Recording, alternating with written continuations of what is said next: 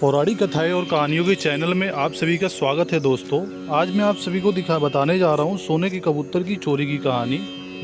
जाने कैसे किया बिरबल ने सोने के कबूतर की चोरी का न्याय।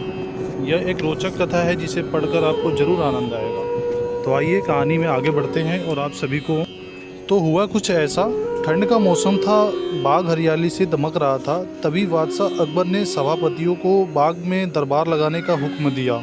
हुक्म की तालीम हुई और पूरा दरबार अकबर और बीरबल बाग में बैठे। अकबर के आदेश पर बीरबल सभा में न्याय का कार्य देख रहा था। कई लोगों की न्याय याचिका सभा में पढ़ी गई, जिनका बीरबल ने अपनी सूझबूझ से न्याय किया। लगभग सारी याचिकाओं पढ़ी गई। न्याय के इस कार्य में कई घंटे बीत गए।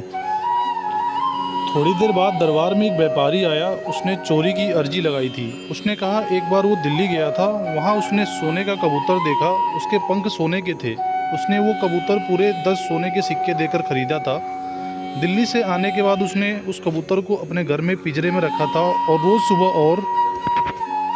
सुबह और शाम उसे दाना डालता था। रात्रि को उसने दाना डाला था, लेकिन अगले दिन उसने बाहर जाना था, इसलिए यह कार्य घर के नौकरों को सौंप दिया। जब वो वापस आया तो कबूतर पिंजरे में नहीं था। अब उसे नौकरों पर शक है कि उन्होंने मेरे कबूतर को मार दिया और उसके पास कोई सबूत नहीं है। व्यापारी के शक के आधार पर घर के नौकरों को दरबार में लाया गया। उसने कई सवाल पूछे पर किसी ने कोई उत्तर नहीं दिया। समझना मुश्किल था कि कबूतर को किसने गायब किया। तभी बीरबल उठा और नौकरों को चारों तरफ चक्कर लगाते हुए उसने ज़ोर ज़ोर से हंसना शुरू कर दिया। अकबर ने हंसने का कारण पूछा। तब बीरबल ने हंसी रोकते हुए बोला, महाराज, चोर तो हम हैं, हम सबके सामने ही है। उसने जब कबूतर को पकड़ा तो कबूतर के पंख उसकी पीठ पर कमीज के ऊपर चिपक गए, जिसे वो हटाना भूल गया और दरबार में आ गया।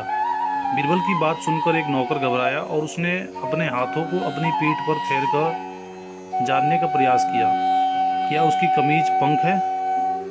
ऐसा करते उसे बीरबल ने देख लिया और झट से उसे आगे कर चोर के रूप में दरबार में पेश किया।